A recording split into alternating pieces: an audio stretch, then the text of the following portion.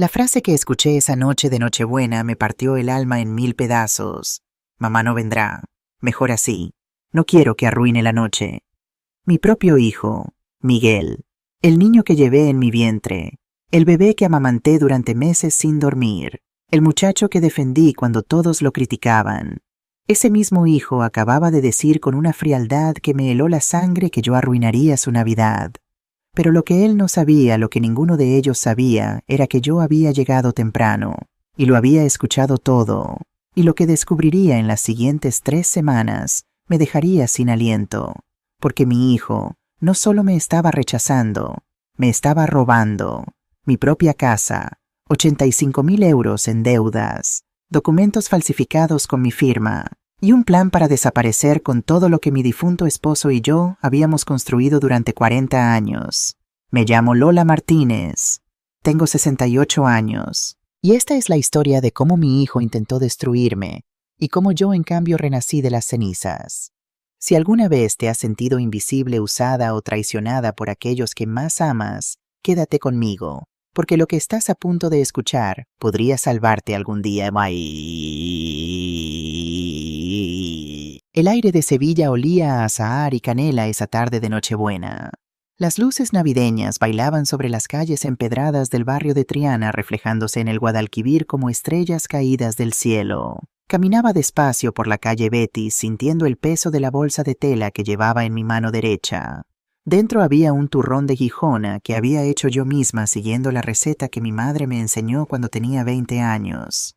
También llevaba un paquete envuelto en papel dorado, un chaleco de lana que había tejido para Miguel durante los últimos 3 meses. Azul marino, su color favorito desde niño. Cada puntada había sido un acto de amor. Cada vuelta de la aguja, una oración por mi hijo. 68 años tengo. 68 Navidades he vivido, pero ninguna me había llenado de tanta ilusión como esta. ¿Saben por qué?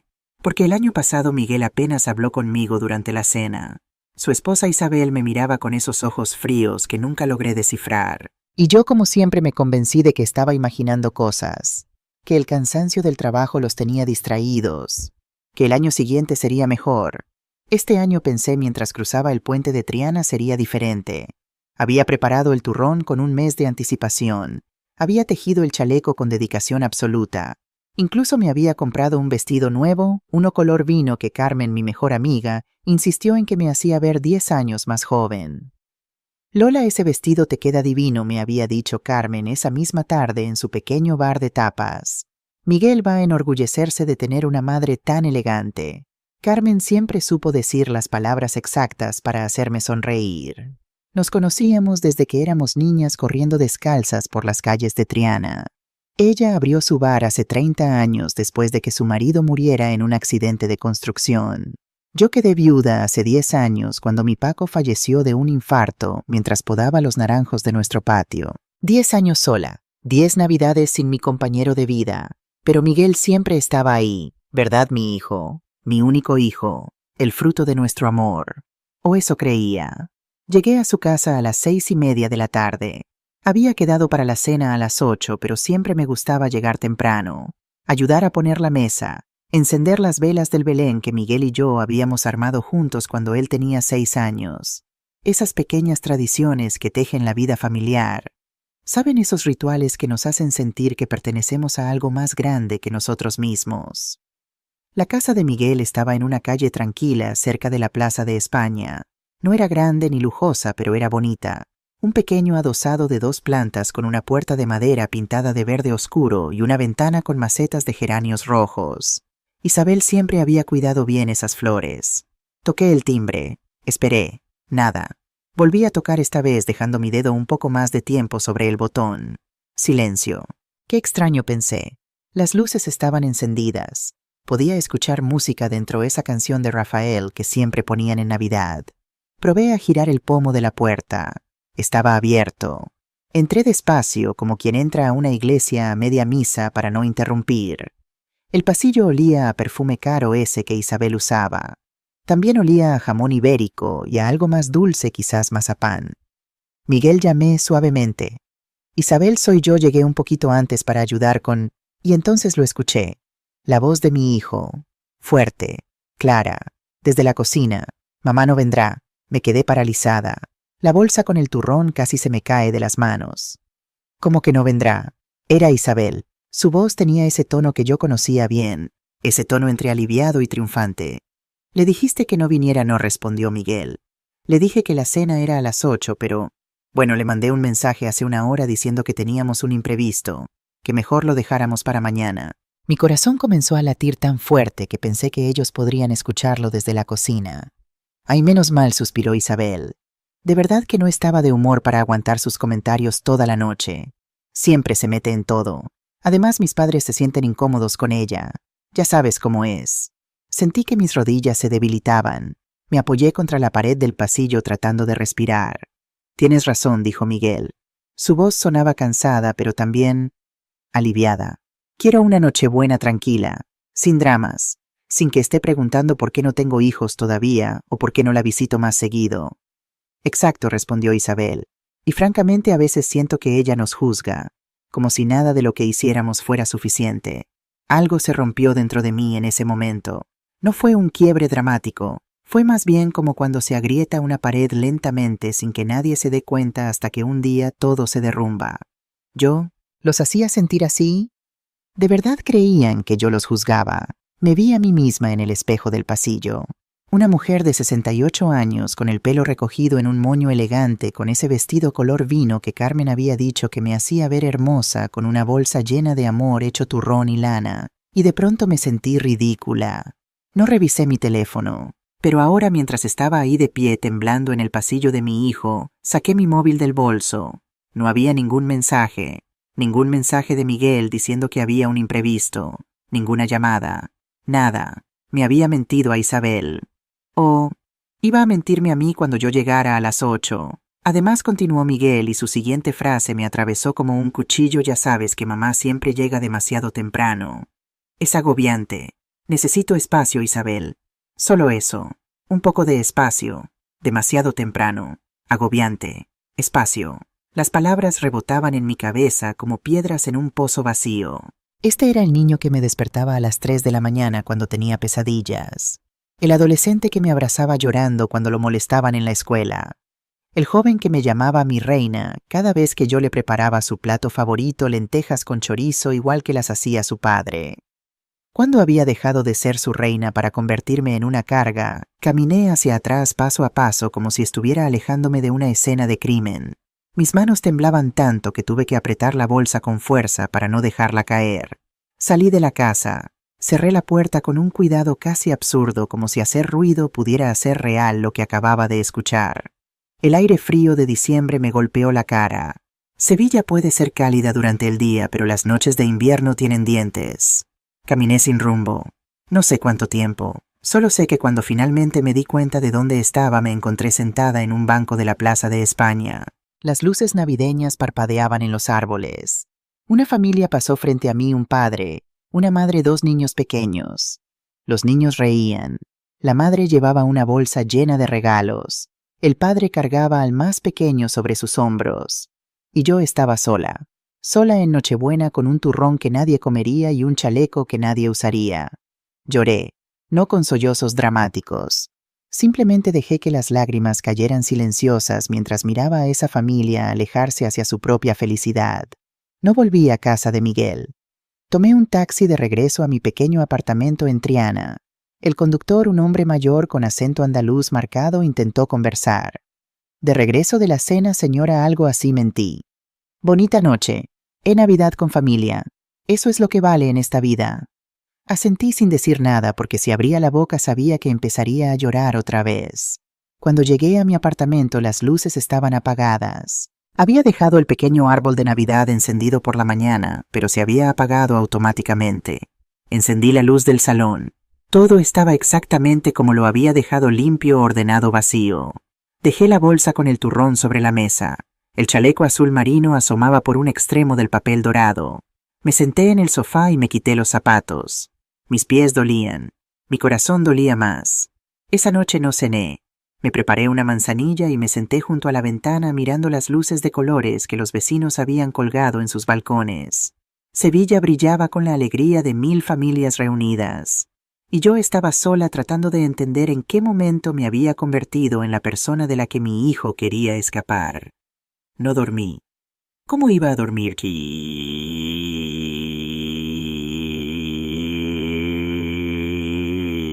El día de Navidad amaneció brillante y cruel. El sol entraba por mi ventana como si quisiera burlarse de mi oscuridad interior. Me quedé en la cama hasta las 11 de la mañana, algo que no hacía desde que Paco murió. Cuando finalmente me levanté me sentía como si hubiera envejecido 10 años en una noche. Mi teléfono había sonado 3 veces. 3 llamadas de Miguel. No las respondí. También había mensajes. Los leí con una mezcla de curiosidad y asco. Miguel 2512 915. Mamá, ¿dónde estás? Te esperamos anoche. ¿Pasó algo? Miguel 2512 1130.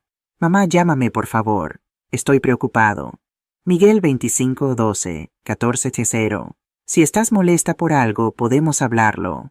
Feliz Navidad. Molesta por algo. Como si fuera yo la irracional. Como si fuera yo quien había dicho que no quería que él arruinara mi noche. No respondí. Apagué el teléfono. Los días siguientes pasaron como en una niebla. Me levantaba, preparaba café, me sentaba en el balcón, miraba pasar las horas. Carmen vino a visitarme el 27 de diciembre. Lola, mi amor, ¿qué te pasa?, preguntó mientras entraba con una bolsa llena de churros y chocolate. Te he llamado 1000 veces. Estoy bien, mentí. Carmen me conocía demasiado bien. Se sentó frente a mí y me miró con esos ojos que habían visto conmigo medio siglo de vida. No me vengas con cuentos. Te conozco desde que éramos niñas. ¿Qué pasó en casa de Miguel? Y entonces, como un dique que se rompe, se lo conté todo. Cada palabra que había escuchado, cada mentira que había descubierto, cada sensación de humillación que me había aplastado durante 3 días. Carmen escuchó en silencio. Cuando terminé vi lágrimas en sus ojos. Ese desgraciado murmuró. ¿Cómo se atreve después de todo lo que has hecho por él? Quizás tengan razón, dije, sintiendo cómo mi voz se quebraba. Quizás soy agobiante. Quizás... No, Carmen golpeó la mesa con la palma de la mano. No vas a hacer eso, Lola Martínez. No vas a asumir la culpa por la crueldad de otros. Tú has sido una madre ejemplar. Lo que ellos hicieron es imperdonable.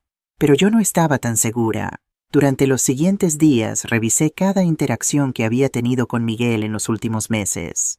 Había sido demasiado insistente, demasiado crítica, demasiado madre. El 30 de diciembre, mientras organizaba papeles viejos en mi escritorio, encontré algo que me hizo detenerme en seco. Un sobre del Banco Santander. No recordaba haberlo abierto. Estaba fechado el 20 de diciembre. La etiqueta decía, importante, notificación de cambios en cuenta. Con manos temblorosas abrí el sobre. El contenido me dejó sin aire. Era una notificación sobre una solicitud de modificación de titularidad en mi cuenta de ahorros. La cuenta donde guardaba todo lo que Paco y yo habíamos ahorrado durante 40 años de trabajo. La cuenta que contenía casi 120.000 euros. La solicitud había sido realizada el 15 de diciembre por Miguel Alberto Martínez Ruiz. Mi yo había intentado añadir su nombre a mi cuenta bancaria, sin mi permiso, sin mi conocimiento. La carta decía que la solicitud había sido suspendida pendiente de verificación de firma, pero ahí estaba, negro sobre blanco, la evidencia de que mi hijo había intentado acceder a mi dinero. Me senté despacio sintiendo cómo la habitación giraba a mi alrededor. No era solo rechazo, no era solo que no me quisiera en su Nochebuena, era algo más profundo, más oscuro. Mi hijo estaba intentando robarme.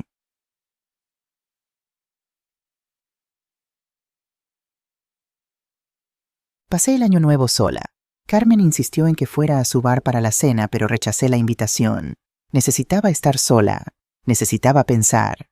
La mañana del 2 de enero me desperté con una claridad que no había sentido en semanas. No más lágrimas. No más autocompasión. Necesitaba respuestas. Me vestí con cuidado pantalones grises, blusa blanca, mi abrigo de lana negro. Me recogí el pelo en un moño bajo.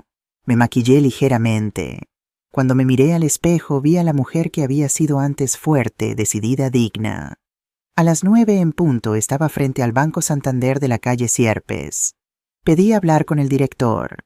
La recepcionista, una chica joven con demasiado maquillaje, Me miró con esa condescendencia que la gente joven a veces muestra hacia los mayores. Señora, el director está ocupado. ¿Quizás puedo ayudarla yo? No, dije firmemente. Necesito hablar con el señor Vázquez. Es urgente y es personal. Algo en mi tono debió convencerla porque después de una breve llamada telefónica me condujo a una oficina pequeña en el segundo piso.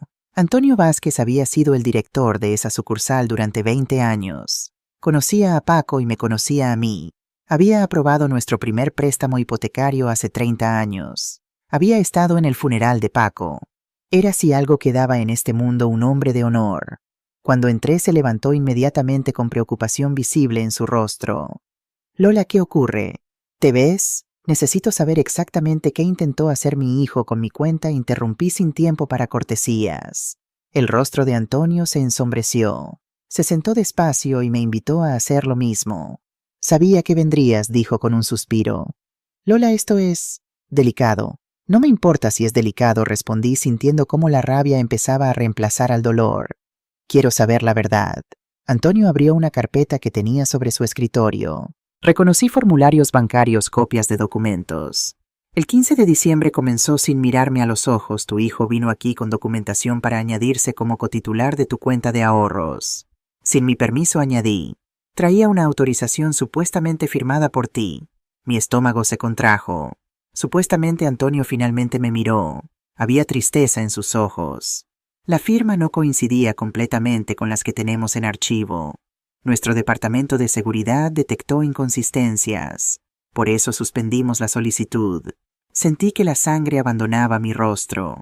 Mi hijo falsificó mi firma. No era una pregunta, era una afirmación. Una terrible, espantosa afirmación. Antonio sacó una fotocopia y la deslizó sobre el escritorio hacia mí.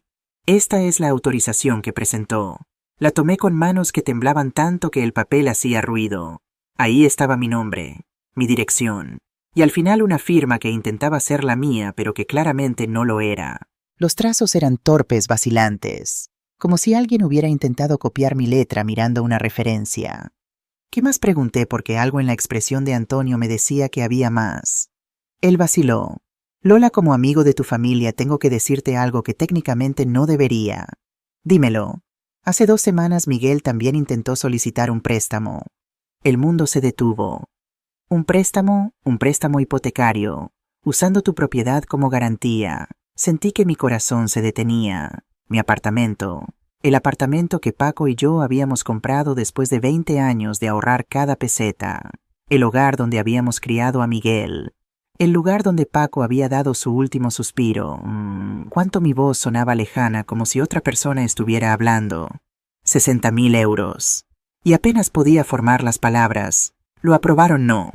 Por la misma razón que lo anterior. La documentación tenía irregularidades. La firma no coincidía. Y cuando intentamos contactarte para verificar, no respondiste. Interpretamos eso como que no estabas al tanto. Miguel sabe que lo rechazaron, sí. Lo llamamos hace una semana. Le dijimos que necesitábamos que tú vinieras personalmente a confirmar tu consentimiento. Una semana antes de Navidad. Ahí estaba la pieza que faltaba. Miguel sabía que sus intentos de robarme habían fallado. Sabía que el banco lo había descubierto. Y probablemente sabía que yo eventualmente me enteraría. Por eso no quería que fuera a su casa en Nochebuena. No era porque fuera agobiante. No era porque hiciera sentir incómodos a los padres de Isabel.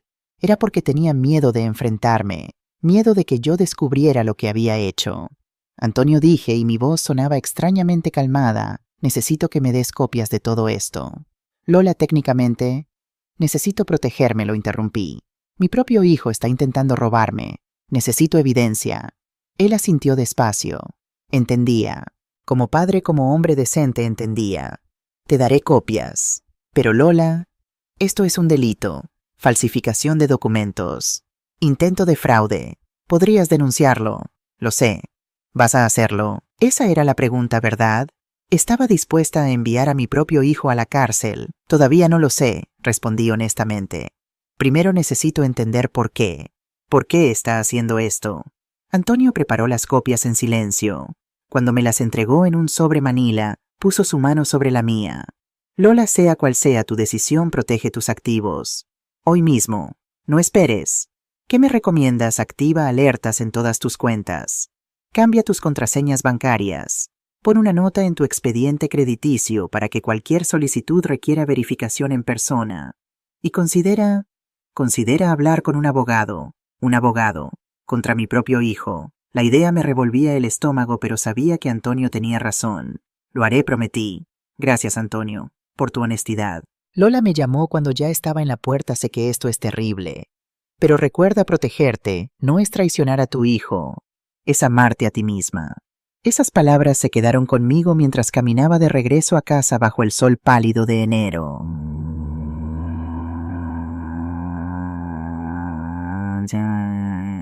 Pasé 2 días procesando la información del banco. 2 días en los que apenas comí ni dormí. Carmen venía cada tarde intentando convencerme de comer algo, de hablar con alguien, de no encerrarme. Tienes que hacer algo, Lola insistía. No puedes quedarte callada mientras ese hijo tuyo... Pero yo todavía no estaba lista. Necesitaba más información. Necesitaba entender. La tarde del 4 de enero alguien tocó a mi puerta. Era Isabel. Estaba sola y se veía terrible. Su cabello, normalmente perfecto, estaba despeinado. No llevaba maquillaje. Tenía ojeras profundas. Y sus ojos tenían esa mirada de alguien que no ha dormido en días. Lola, su voz era apenas un susurro. «¿Puedo pasar?» Parte de mí quería cerrarle la puerta en la cara. Esta era la mujer que había participado en mi humillación en Nochebuena. Pero otra parte, la parte que todavía necesitaba respuestas, dio un paso atrás. «Pasa». Entramos al salón en silencio. No le ofrecí café ni agua. Simplemente me senté en mi sillón favorito y esperé. Isabel se retorcía las manos, incapaz de mirarme a los ojos. «Lola, yo necesito decirte algo. Algo que Miguel no sabe que voy a decirte. Habla». Ella respiró profundamente como alguien a punto de saltar de un acantilado. «Miguel tiene un problema serio». «Ya lo sé», respondí fríamente. «Intentó robar mi dinero. Intentó hipotecar mi casa». Isabel levantó la mirada bruscamente, sorprendida. «¿Cómo?» «El banco me lo contó todo». Ella cerró los ojos y vi lágrimas deslizarse por sus mejillas. «Entonces ya sabes lo desesperado que está. Lo que sé es que mi hijo es un ladrón». No, Isabel se inclinó hacia adelante. «Bueno, sí, lo que hizo está mal, pero... Lola, necesitas entender por qué. Entonces cuéntamelo». Isabel se hundió en el sofá como si todas las fuerzas la abandonaran. «Miguel lleva 18 meses apostando». Las palabras cayeron entre nosotras como una bomba. «Apostando», repetí sin creerlo. Al principio eran pequeñas apuestas deportivas con sus compañeros de trabajo. Fútbol, baloncesto, cosas de 20-30 euros. Yo ni me di cuenta. Isabel hablaba rápido ahora, como si hubiera estado guardando esto por demasiado tiempo, pero luego descubrió las apuestas online, casinos, ruleta, y empezó a perder. Mucho. Cuánto mi voz sonaba hueca. Isabel me miró y en sus ojos vi algo que me aterró, pánico puro. 85.000 euros. El número flotó en el aire como un mal sueño. 85, no podía ni terminar la frase. Primero vendimos su coche, luego mis joyas.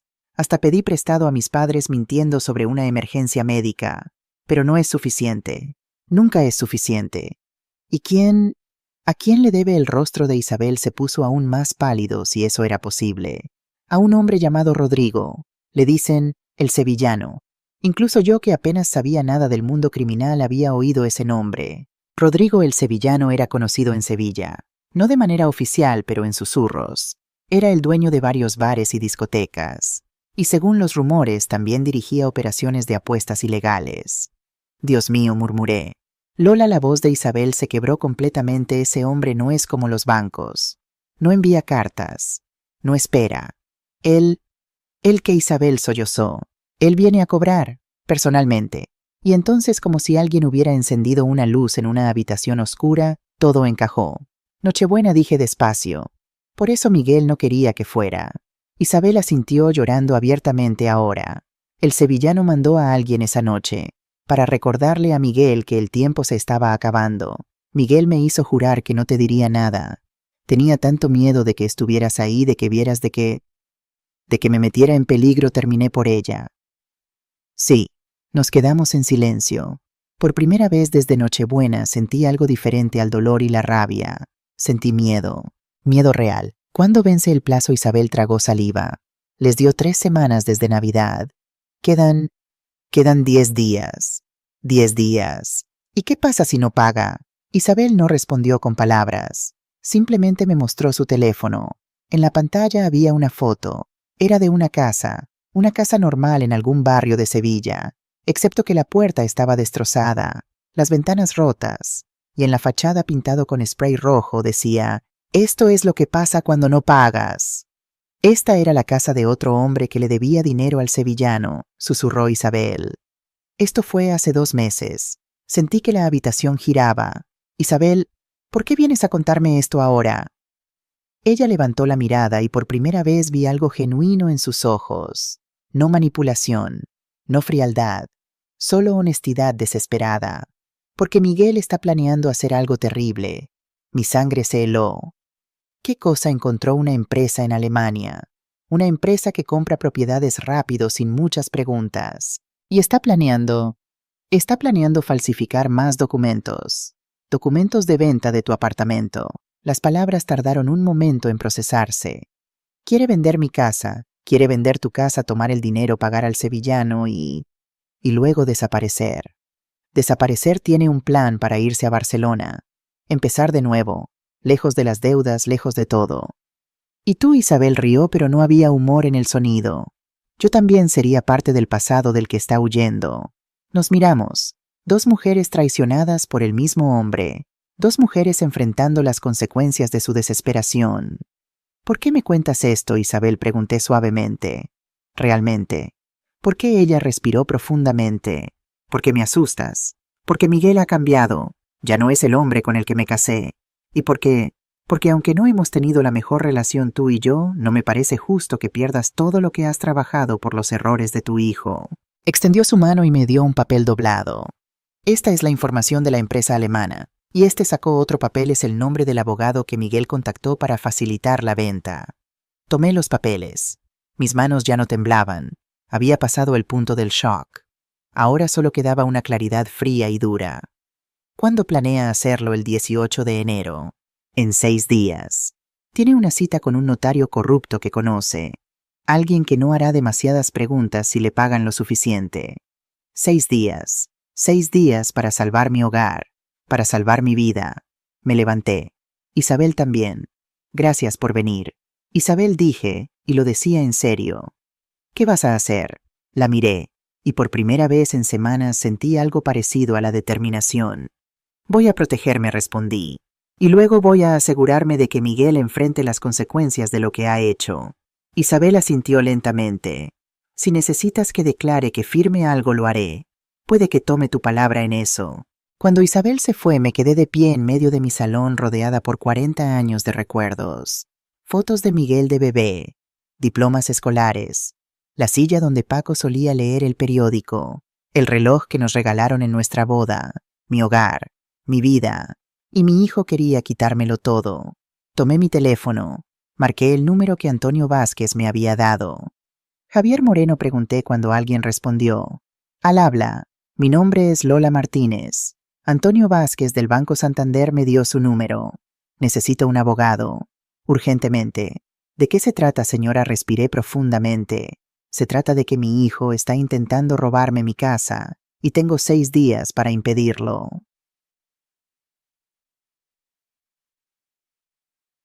La oficina de Javier Moreno estaba en la calle Amor de Dios, en un edificio antiguo con azulejos sevillanos en la entrada. Subí las escaleras despacio, aferrando mi bolso donde llevaba todas las copias que Antonio me había dado, más los papeles que Isabel me había entregado. Javier me recibió personalmente en la puerta. Era un hombre de unos 35 años, delgado, con gafas de montura fina y una expresión seria pero amable. No era lo que esperaba. Esperaba a alguien mayor, más imponente, pero había algo en sus ojos que me transmitió confianza inmediata. Señora Martínez, pase por favor, me invitó, señalando una silla de cuero frente a su escritorio. Su oficina era pequeña pero ordenada. Estanterías llenas de libros de leyes. Un diploma de la Universidad de Sevilla en la pared. Y curiosamente una fotografía de una mujer mayor que me miraba desde un marco de plata en su escritorio. Debió notar que la miraba. Mi madre, explicó con una sonrisa triste. Ella es la razón por la que me especialicé en protección legal para personas mayores.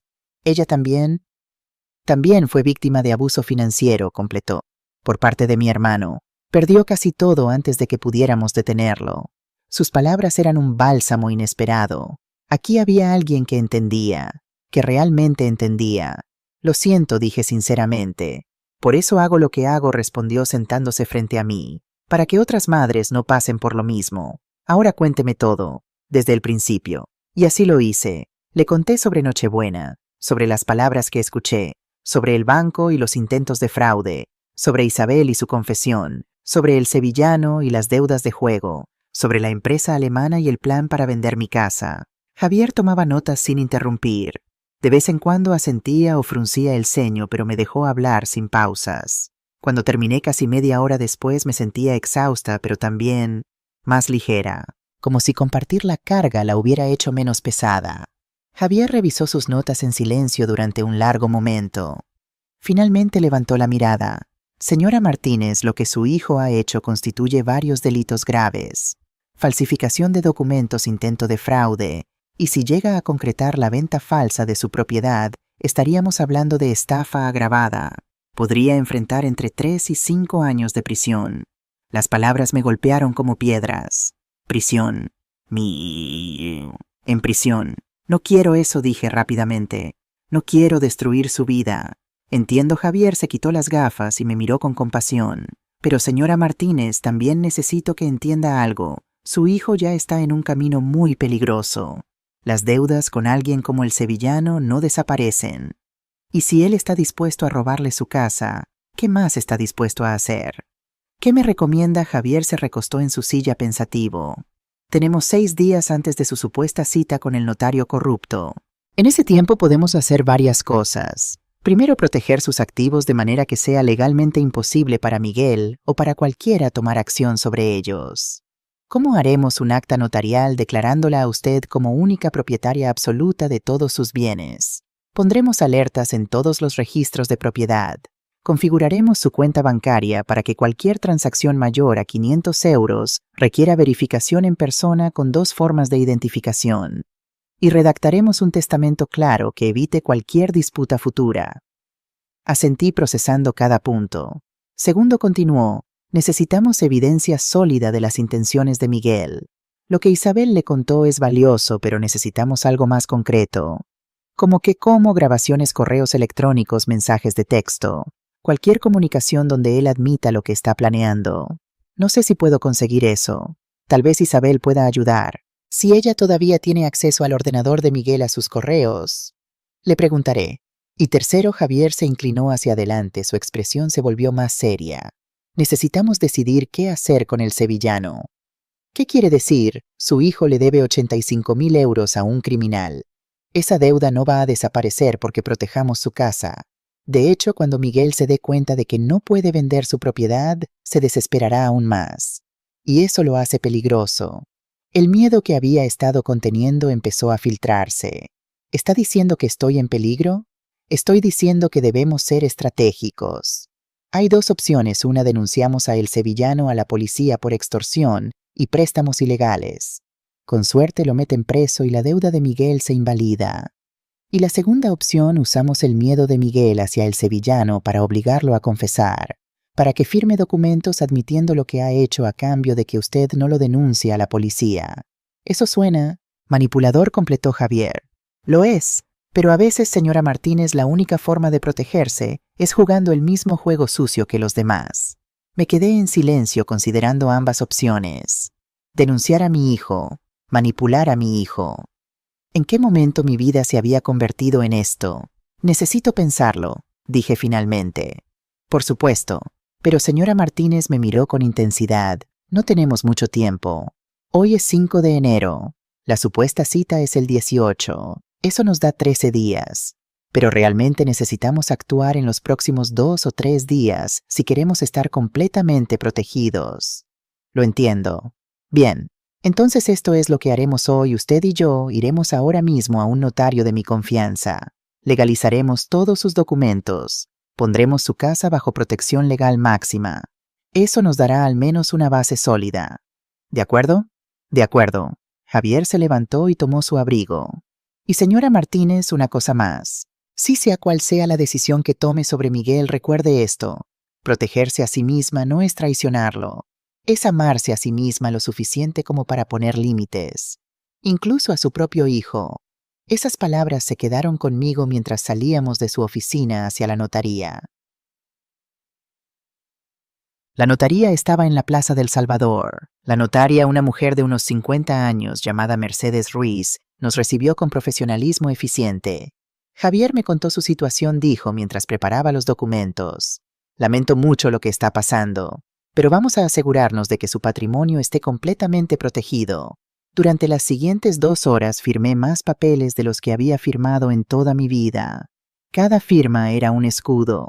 Cada documento una barrera entre Miguel y mi hogar. Cuando terminamos, Mercedes me entregó copias de todo en una carpeta de cuero. Señora Martínez, dijo con firmeza, a partir de este momento su propiedad está bajo protección notarial. Cualquier intento de venta, transferencia o gravamen requerirá su presencia física con identificación oficial, 2 testigos y mi aprobación personal. Es prácticamente imposible que alguien pueda hacer algo con su casa sin que usted lo sepa y lo apruebe. Gracias, susurré sintiendo un peso enorme levantarse de mis hombros. Hay algo más, añadió Mercedes. He registrado una alerta en el registro de la propiedad. Si alguien intenta siquiera consultar información sobre su propiedad, recibirá una notificación inmediata. Y nosotros también. Era como construir un castillo alrededor de mi vida. Murallas que Miguel no podría escalar. Cuando salimos de la notaría, el sol de la tarde pintaba Sevilla de dorado. Javier me acompañó a tomar un café en un bar cercano. ¿Cómo se siente?, preguntó. Más segura, admití. Pero también triste. Muy triste. Lo sé, dijo con empatía. Tener que protegerse de un hijo no es natural. Va contra todos nuestros instintos de madre. ¿Cómo lo superó su madre?, pregunté. Después de lo que su hermano le hizo. Javier miró su café por un largo momento. Al principio no lo superó. Se hundió en la depresión. Sentía que había fallado como madre, que si mi hermano había terminado así era porque ella había hecho algo mal. Yo siento lo mismo. Pero con el tiempo, continuó, se dio cuenta de algo: ella no había creado los problemas de mi hermano. Él había tomado sus propias decisiones, malas decisiones. Y aunque ella podía amarlo, no podía salvarlo de las consecuencias de sus actos. Y ahora ella vive en una residencia bonita, rodeada de amigas, con sus finanzas protegidas. ¿Y mi hermano? Bueno, mi hermano tuvo que aprender a vivir con las consecuencias. Tocó fondo. Estuvo un tiempo en rehabilitación, pero eventualmente aprendió. Tienen relación limitada, muy limitada. Ella le habla una vez al mes, pero nunca volvió a ayudarlo financieramente, y esa distancia, por dolorosa que sea, le salvó la vida a ambos. Sus palabras resonaban profundamente en mí. Mi teléfono vibró. Era un mensaje de Isabel. Isabel 17:15. ¿Podemos hablar? Tengo algo que enseñarte. Algo importante. Le mostré el mensaje a Javier. Deberías ir, dijo. Pero ten cuidado. Y si te enseña algo incriminatorio, documéntalo. Fotos, capturas de pantalla, lo que sea. Lo haré. ¿Quieres que te acompañe? Lo consideré. Pero algo me decía que Isabel hablaría más libremente si estábamos solas. No, pero te llamaré después. Javier asintió. Lola usó mi nombre por primera vez. Eres más fuerte de lo que crees. He visto a muchas mujeres en tu situación. La mayoría se rinden. Se dejan manipular por culpa o por miedo. Pero tú estás luchando. Eso requiere un coraje extraordinario. Sus palabras me hicieron sentir algo que no había sentido en semanas: orgullo. Orgullo de mí misma. Isabel me citó en un café discreto cerca de la estación de Santa Justa. Cuando llegué, ella estaba ahí sentada en una mesa del fondo con una laptop frente a ella y una expresión de nerviosismo absoluto. Gracias por venir, dijo cuando me senté. Dijiste que tenías algo importante. Isabel miró a su alrededor como si temiera que alguien nos escuchara, y luego giró la pantalla de su computadora hacia mí. Miguel no sabe que tengo acceso a su correo electrónico, comenzó en voz baja. Hace años, cuando tuvimos un problema con unas facturas, me dio su contraseña. Nunca la cambió. En la pantalla había una bandeja de entrada. El correo de Miguel. He estado revisando sus mensajes desde ayer, continuó Isabel. Y Lola, es peor de lo que te conté. Peor como Isabel hizo clic en un correo fechado el 20 de diciembre. Era de una empresa llamada Bayern Properties GmbH. El texto estaba en inglés, pero Isabel lo tradujo. Básicamente confirman que están interesados en comprar tu apartamento por 120.000 euros. Pago rápido. Transferencia directa. Sin muchas preguntas sobre la documentación. Sentí náuseas. Y Miguel respondió. Isabel hizo clic en otro correo. Dijo que podría tener todos los documentos listos para el 18 de enero. Y que el notario que conoce podría... Se detuvo, su voz quebrándose, podría facilitar el proceso sin involucrar a la propietaria actual por razones de salud. Razones de salud, está planeando decir que tienes demencia, que no puedes tomar decisiones, que él, como tu único hijo, tiene poder para actuar en tu nombre. La rabia que sentí fue tan intensa que mis manos temblaron. Ese hijo de... Hay más, interrumpió Isabel haciendo clic en otro correo. Este es de hace 3 días. Del sevillano.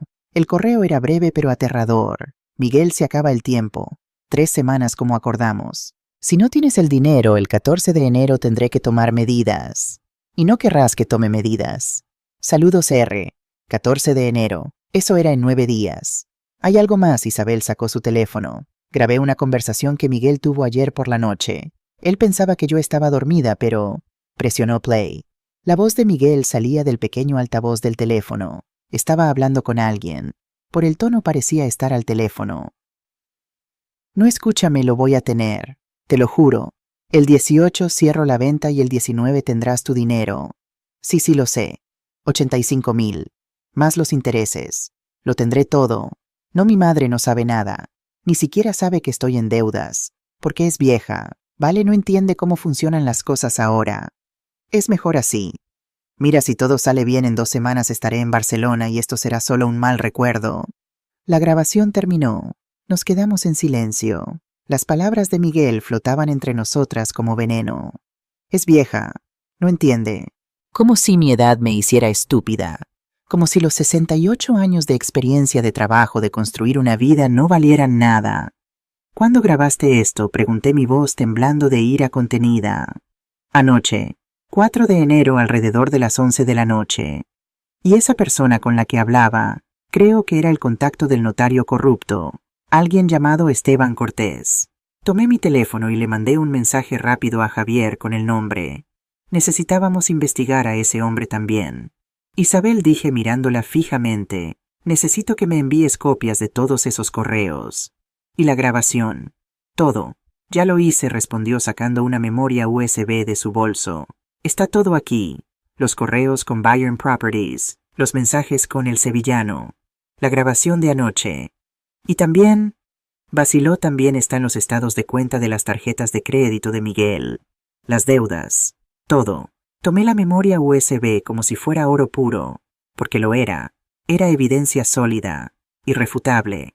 ¿Por qué haces esto?, pregunté de nuevo. Realmente, Isabel, es tu esposo. Isabel se quitó el anillo de bodas, lo puso sobre la mesa entre nosotras. Ya no dijo simplemente.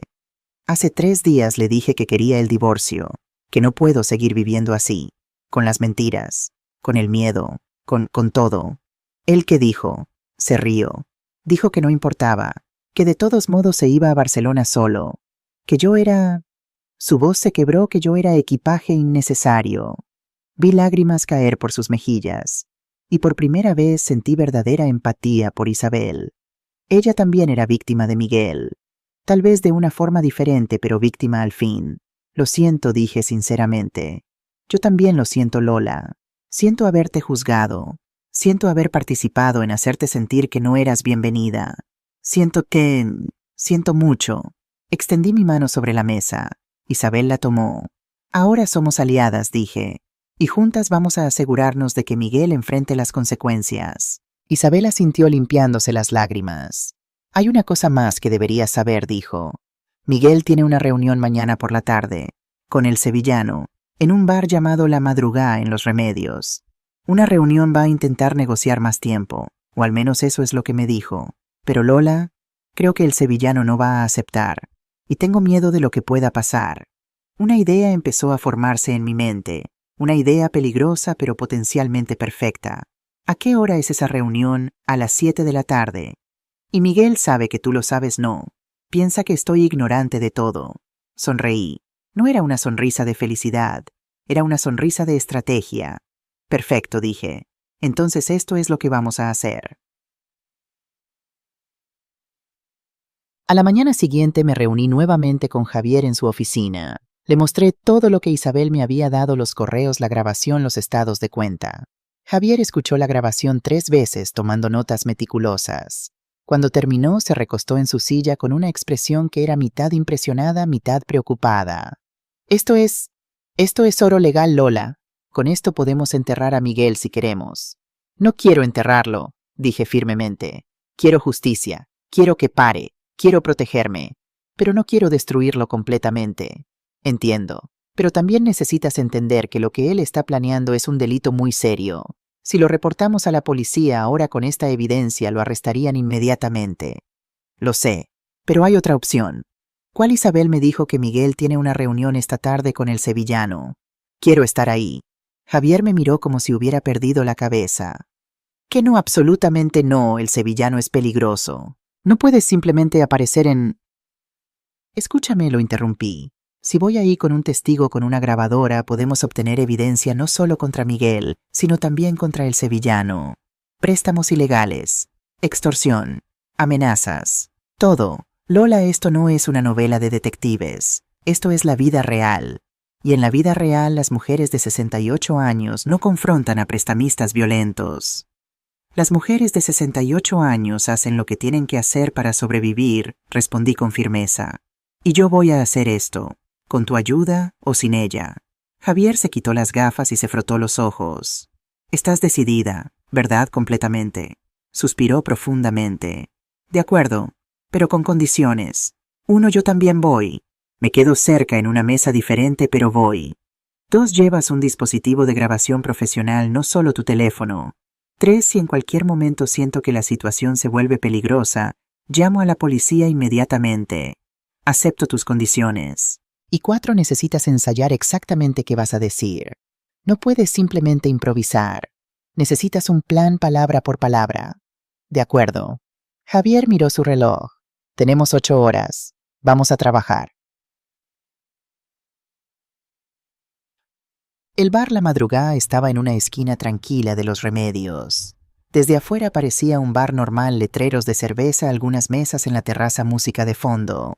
Pero según lo que Javier había investigado durante el día, era uno de los lugares donde el sevillano hacía negocios. Llevaba un pequeño dispositivo de grabación escondido en mi bolso, cortesía de un contacto de Javier. También llevaba mi teléfono con una aplicación de emergencia que con un solo botón alertaría a la policía y a Javier simultáneamente. Javier estaba sentado en una mesa del otro lado del bar fingiendo leer un periódico. Habíamos llegado con media hora de anticipación. A las 7:05 Miguel entró. Se veía terrible, mucho peor que la última vez que lo había visto. Tenía ojeras profundas, el cabello despeinado y se movía con la energía nerviosa de alguien que no ha dormido bien en semanas. Se sentó en una mesa del fondo, pidió un café y empezó a mirar su teléfono obsesivamente. No me había visto. Yo estaba en una mesa cerca de la ventana, parcialmente oculta detrás de una columna. A las 7 en punto entró el sevillano. Rodrigo el sevillano no era lo que esperaba. Era un hombre de unos 50 años, pero se veía bien cuidado. Traje oscuro bien cortado, cabello plateado peinado hacia atrás. Una apariencia más de empresario exitoso que de criminal, pero había algo en sus ojos, una frialdad que te hacía entender inmediatamente que este no era un hombre con el que se pudiera negociar desde la debilidad. Se sentó frente a Miguel sin saludar. «Tienes 5 minutos», dijo directamente. Su voz era suave, pero con un filo de acero. «Rodrigo, necesito más tiempo», comenzó Miguel, y pude escuchar el pánico apenas contenido en su voz. «Tuviste 3 semanas. Te quedan 8 días. Lo sé, pero hay complicaciones con la venta de la casa.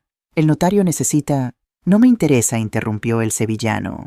«Me interesa mi dinero, 85.000 euros, más los intereses del último mes. Ahora son 92.000.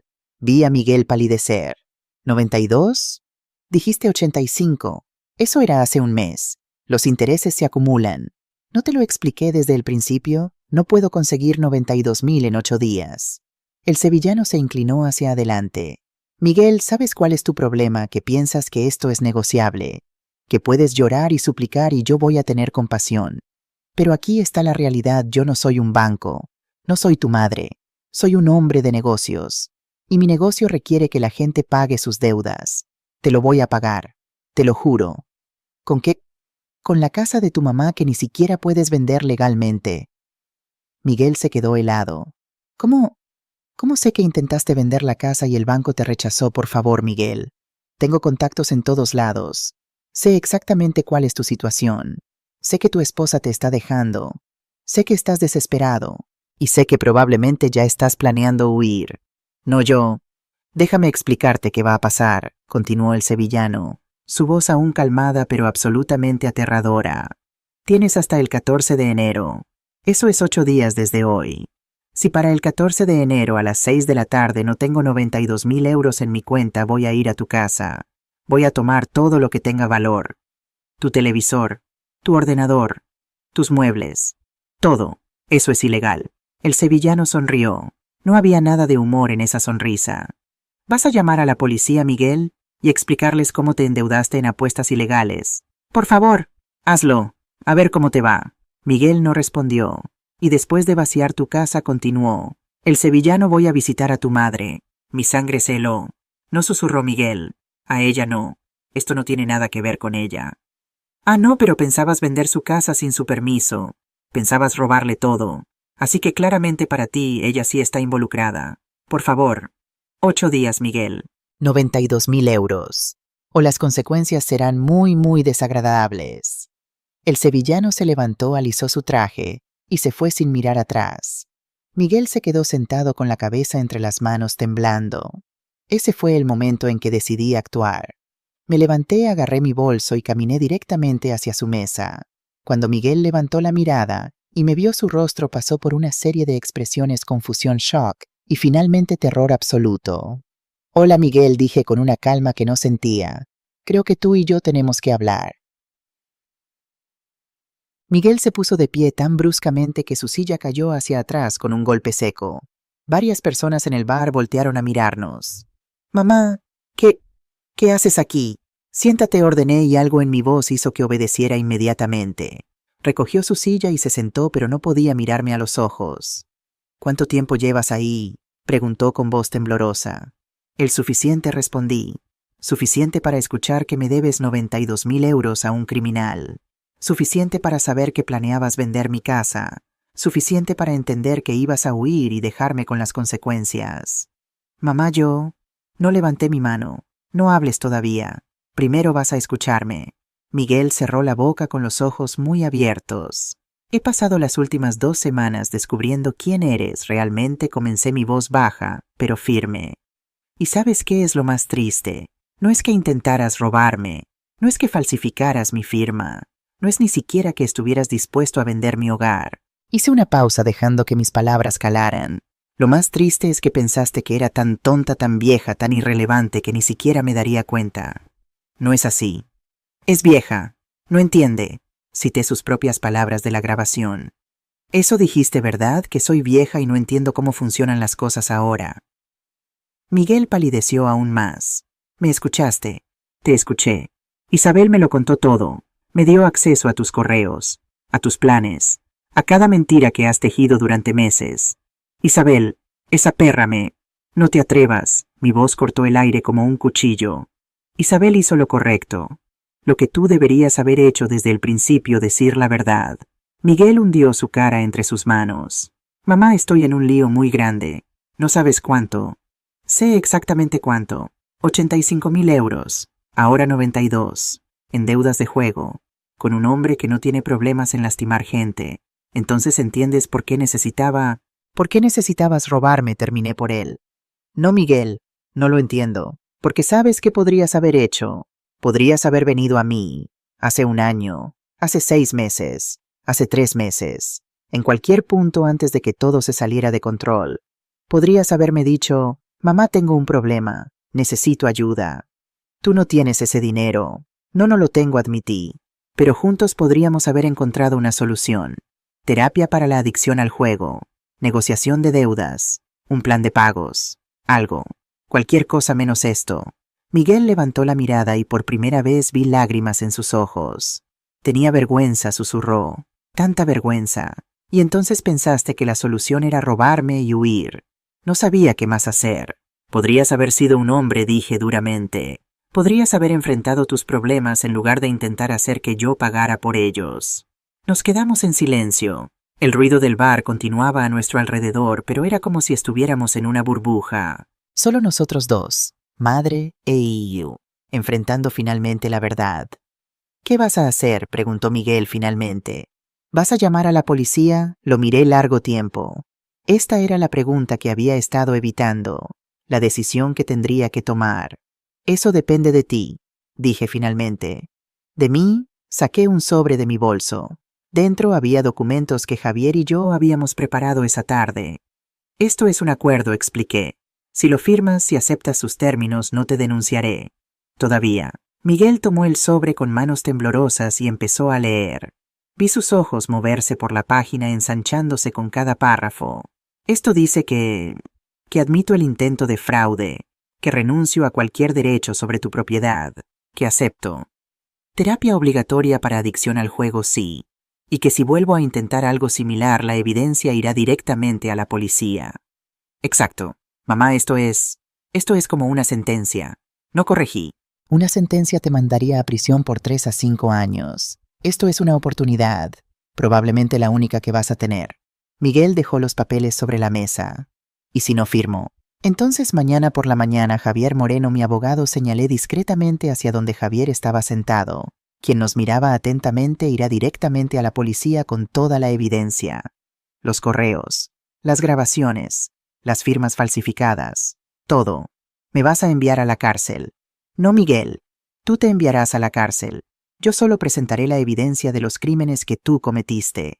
Vi algo quebrarse en sus ojos. La negación, la justificación. Todo se derrumbó.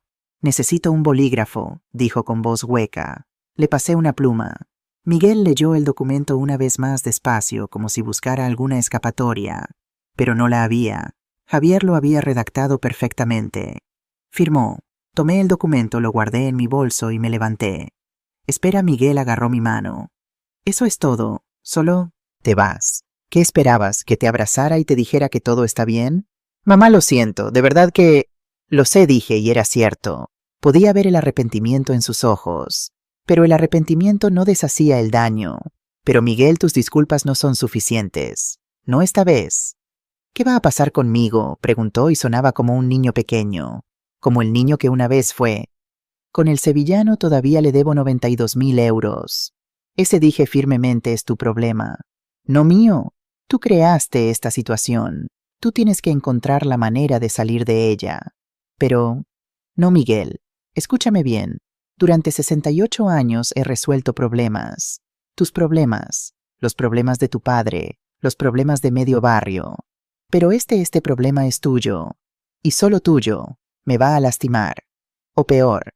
Entonces sugiero que encuentres otra solución. Ve a la policía. Denuncia el préstamo ilegal. Acepta las consecuencias de tus acciones. Pero sea lo que sea que hagas, no me involucres. Vi lágrimas correr por sus mejillas.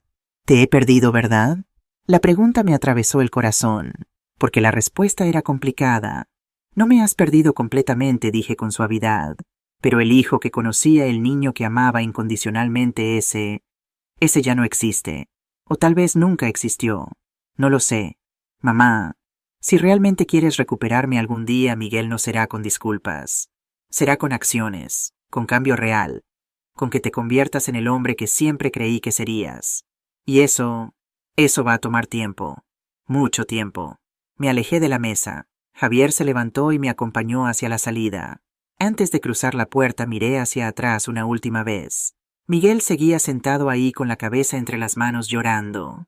Y sentí, no sé qué sentí, tristeza, alivio, rabia, amor, todo mezclado en una emoción tan compleja que no tenía nombre. A la mañana siguiente, Javier y yo nos reunimos con 2 detectives de la policía de Sevilla. Les presentamos toda la evidencia sobre el sevillano, las grabaciones, los correos con amenazas, los testimonios de Isabel y mío. Los detectives nos escucharon atentamente. Uno de ellos, un hombre mayor llamado Inspector Ruiz, silbó suavemente cuando escuchó la grabación de la reunión en el bar. Llevamos años intentando atrapar a el sevillano, dijo. Pero es escurridizo, siempre cubre sus huellas. Esto es oro. ¿Pueden arrestarlo?, pregunté. Con esta evidencia definitivamente. Préstamos ilegales, extorsión, amenazas. Tiene para varios años. Y mi hijo, la pregunta me dolió hacer. Él también está involucrado en actividades ilegales. El inspector Ruiz me miró con compasión. Señora Martínez, su hijo es más víctima que perpetrador en este caso particular. Si coopera con nosotros y testifica contra el sevillano, podemos arreglar que solo reciba servicio comunitario y obligación de asistir a terapia. No irá a prisión no por las apuestas ilegales, pero se puso serio por la falsificación de documentos y el intento de fraude contra usted, eso es otra historia. Eso es decisión suya si quiere presentar cargos formales o no. Miré a Javier. Si no presenta cargos, explicó Javier, el acuerdo que Miguel firmó ayer sigue siendo válido. Él está legalmente obligado a cumplir con terapia, a no acercarse a sus propiedades y a renunciar a cualquier herencia futura. Si rompe alguna de esas condiciones, la evidencia va inmediatamente a la fiscalía.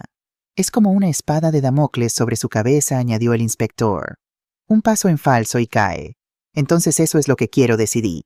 Que la amenaza esté ahí, que sepa que su libertad depende de que se mantenga en el camino correcto. Entendido, el inspector hizo una nota en su libreta. Procederemos solo con los cargos contra el sevillano entonces. ¿Cuándo lo arrestarán? Pronto, muy pronto.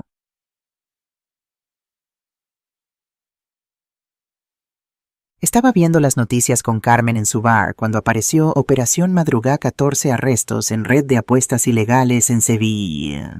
En la pantalla mostraban a varios hombres siendo escoltados a coches policiales. Y ahí en el centro estaba Rodrigo el sevillano, con las manos esposadas, la cabeza baja. El reportero explicaba, la operación, resultado de meses de investigación, desmanteló una red de préstamos ilegales y apuestas que operaba principalmente en los barrios de Triana y Los Remedios. Las autoridades estiman que más de 50 personas estaban endeudadas con la organización, algunas por cantidades que superaban los 100.000 euros. Carmen apagó el sonido del televisor y me miró. Lo lograste, dijo simplemente. Lo logramos, corregí. Isabel, Javier, la policía, todos. Pero tú fuiste quien tuvo el valor de empezar, de no quedarte callada, de no aceptar ser víctima. Sonreí. Era la primera sonrisa genuina en semanas. ¿Sabes qué es lo irónico?, dije. Miguel intentó hacerme sentir vieja, obsoleta, como si mi edad me hiciera débil. Y resultó que fue exactamente mi experiencia, mi paciencia, mi conocimiento de cómo funcionan las cosas, lo que me permitió vencerlo. Carmen levantó su copa de vino. Por las mujeres que se niegan a ser invisibles. Choqué mi copa contra la suya. Por las mujeres que luchan. Pensé que con el arresto de el sevillano todo habría terminado, pero estaba equivocada. A la mañana siguiente, mientras tomaba café en mi balcón, sonó mi teléfono. Era un número desconocido.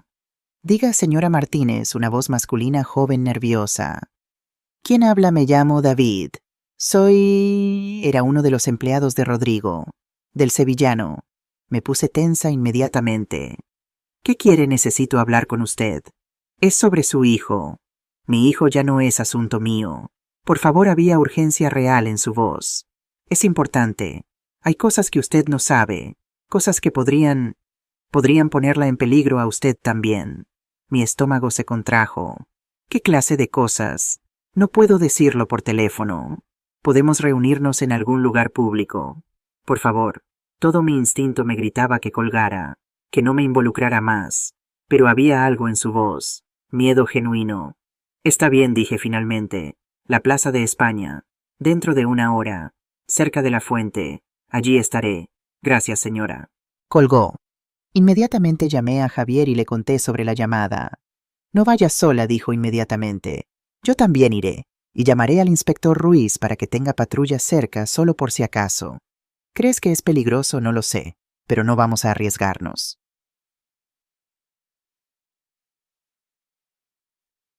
Un chico de unos 25 años delgado con una sudadera con capucha y una mochila.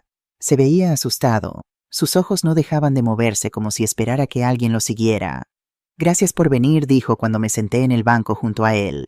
Javier estaba a unos 20 metros fingiendo leer un libro. Dijiste que había algo importante.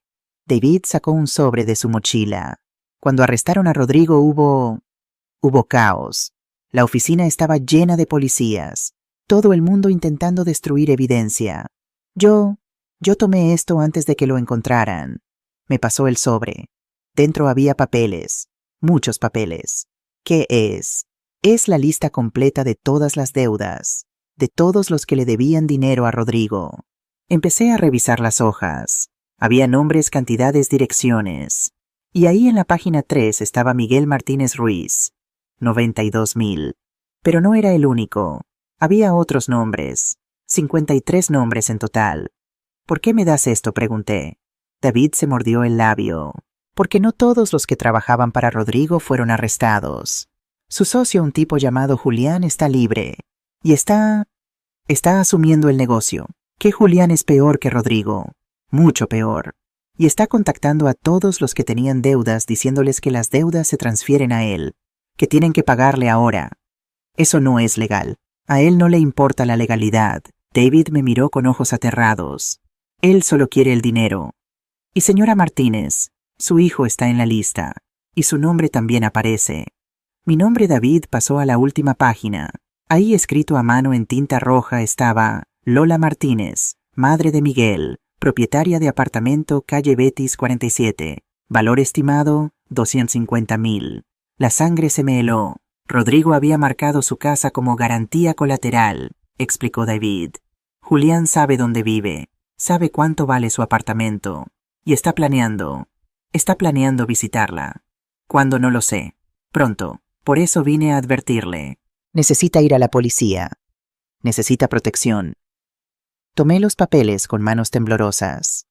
¿Por qué me ayudas? ¿Por qué arriesgas esto? David bajó la mirada. Porque mi madre está en esa lista también. Y porque yo ayudé a Rodrigo a destruir vidas. Muchas vidas. No puedo deshacer lo que hice, pero puedo intentar evitar que siga pasando. Lo miré. Este joven apenas mayor que Miguel cuando empezó con las apuestas intentando hacer lo correcto aunque fuera tarde. Gracias, David, dije sinceramente. Gracias por tu valor. Él asintió. Tenga cuidado, señora Martínez. Julián no es como Rodrigo. No negocia. Solo toma. Se levantó y se fue rápidamente con la capucha sobre su cabeza.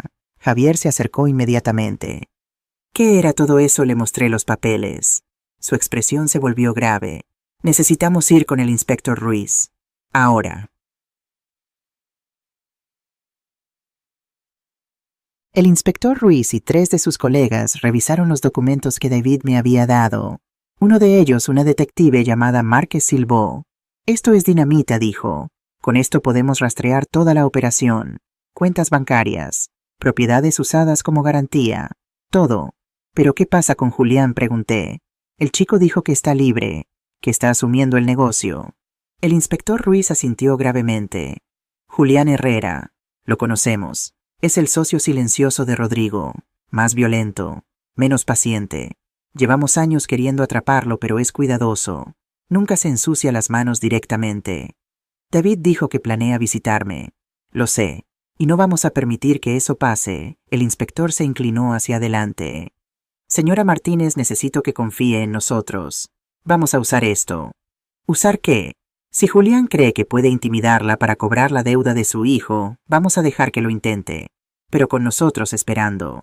Quiere usarme como cebo, no podía creer lo que escuchaba. No estará en peligro, intervino la detective Márquez. Tendremos equipos de vigilancia las 24 horas. Micrófonos en su apartamento. Patrullas a una cuadra. En el momento en que él aparezca y haga amenazas lo tenemos. Es demasiado arriesgado, dijo Javier inmediatamente. Lola, no tienes que hacer esto. Pero si no lo hacemos, argumentó el inspector, Julián seguirá libre. Seguirá amenazando a 53 personas. Seguirá destruyendo vidas. Con su ayuda podemos detenerlo. Para siempre. Los miré a todos. El inspector con su determinación profesional. La detective Márquez con su urgencia por atrapar a un criminal. Javier con su preocupación genuina por mi seguridad. Y pensé en las otras 52 personas en esa lista. Personas como yo atrapadas en situaciones que probablemente no habían creado. Madres, padres, abuelos. Víctimas. Lo haré, dije finalmente. Lola, no, comenzó Javier. Lo haré, repetí más firmemente. Pero con condiciones. Quiero todo por escrito. Garantías de seguridad. Y Javier estará involucrado en cada decisión. El inspector asintió. Hecho. Empezaremos mañana con la instalación del equipo de vigilancia. Mientras salíamos de la comisaría, Javier caminó a mi lado en silencio. Finalmente habló: eres la mujer más valiente que conozco. O la más loca. Todavía no decido cuál. Reí aunque no había mucho humor en el sonido. Tal vez ambas cosas. Lola, si algo sale mal, no saldrá mal, lo interrumpí, porque tú estarás ahí para asegurarte de eso, ¿verdad? Me miró y asintió. Cada segundo. No te dejaré sola en esto.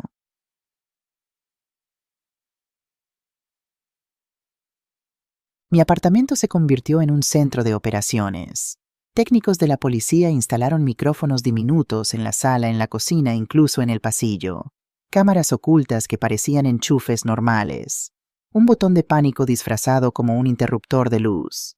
La detective Márquez me explicó el plan una y otra vez. Si Julián aparece, usted actúa normal. Asustada sí, pero no demasiado cooperativa. Queremos que él haga amenazas explícitas, que mencione la deuda, que hable de tomar su propiedad. Todo eso es evidencia. Y si intenta lastimarme, hay un equipo de 6 agentes en el apartamento de arriba, otros 4 en un van en la calle. En el momento en que usted presione el botón de pánico, o digamos que nosotros veamos que la situación se vuelve física, entran. 15 segundos. Eso es todo lo que tomará. 15 segundos. 15 segundos en los que muchas cosas podrían pasar.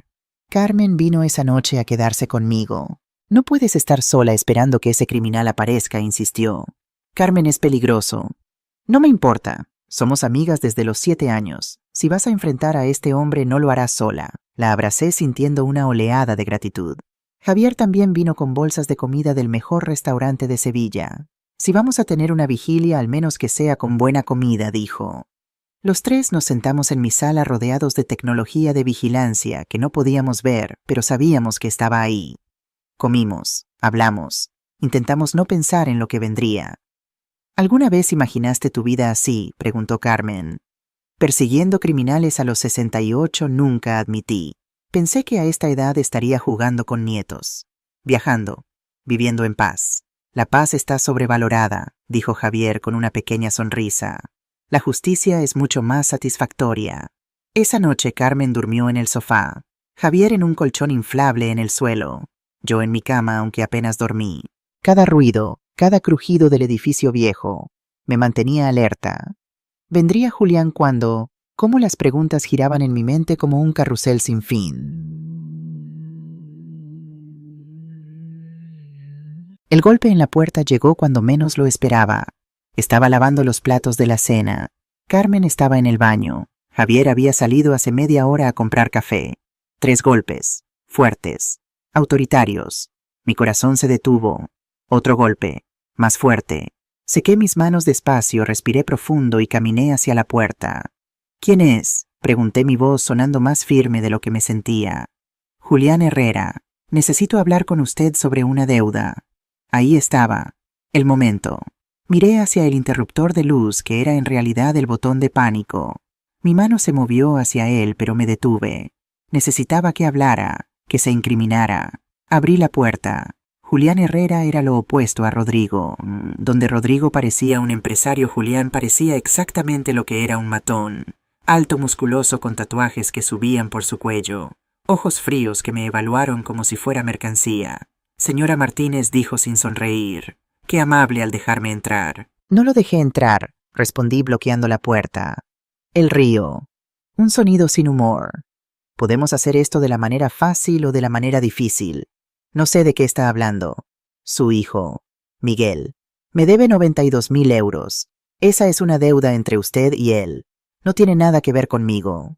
Julián se inclinó hacia adelante. Pude oler tabaco y algo más fuerte.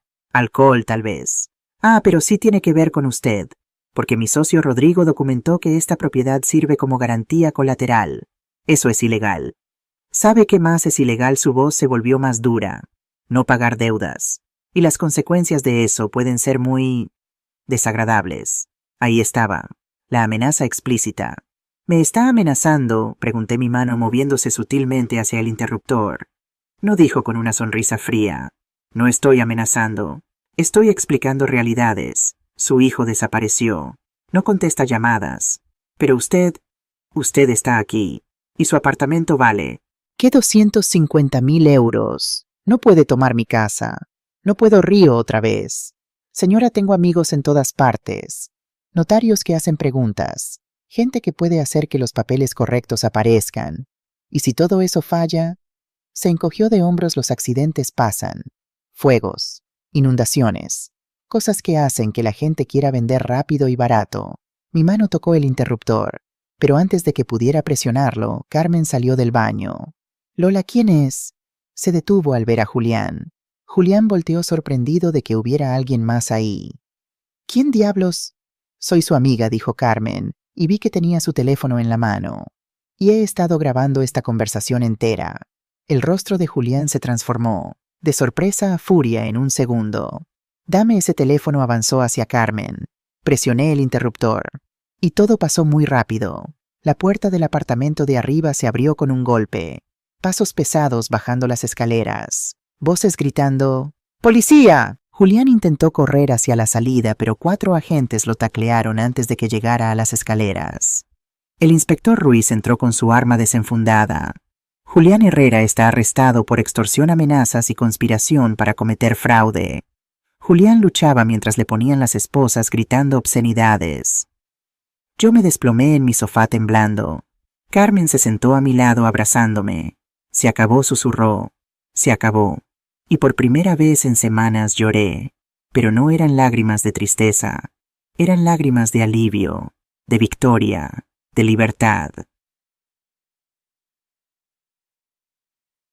Fin de la parte. La mañana después del arresto de Julián desperté en mi propia cama sintiéndome como si hubiera corrido un maratón. Cada músculo de mi cuerpo dolía, no por esfuerzo físico, sino por la tensión acumulada durante semanas.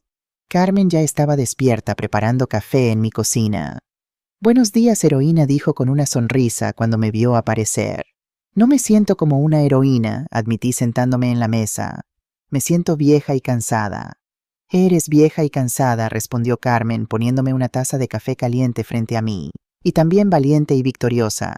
Las dos cosas pueden ser ciertas al mismo tiempo. Sonreí débilmente. El café estaba perfecto como siempre que Carmen lo hacía. Mi teléfono sonó. Era Javier. Lola, ¿cómo estás? Viva, respondí. Apenas, pero viva. Bien, porque necesitas venir a la comisaría. El inspector Ruiz quiere hablar contigo. Y vaciló Miguel, también está aquí. Mi estómago se contrajo.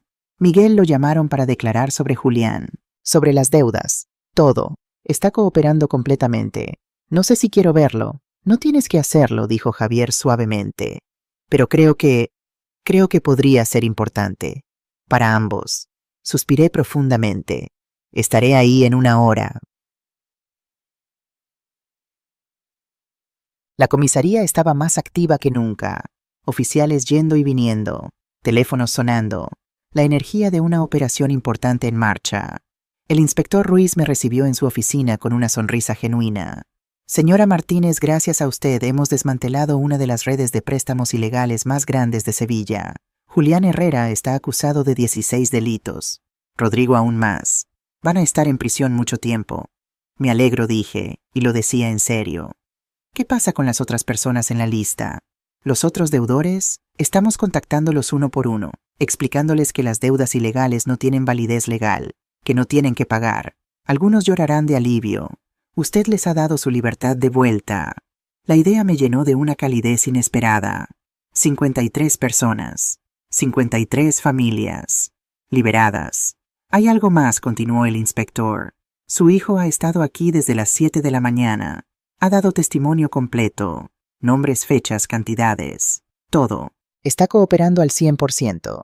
¿Dónde está? En la sala de entrevistas 2. Ha preguntado por usted. Varias veces. Me quedé en silencio luchando con emociones contradictorias. ¿Quiere verlo?, preguntó el inspector suavemente. No lo sé. Puedo decirle que se vaya si quiere, o puedo llevarla a usted a otra salida. Usted tiene el control aquí, señora Martínez. Completamente. Cerré los ojos. Pensé en el niño que Miguel había sido, en el hombre que se había convertido, en el dolor que me había causado, en el arrepentimiento que había visto en sus ojos en el bar. Lo veré, dije finalmente, pero Javier viene conmigo, por supuesto.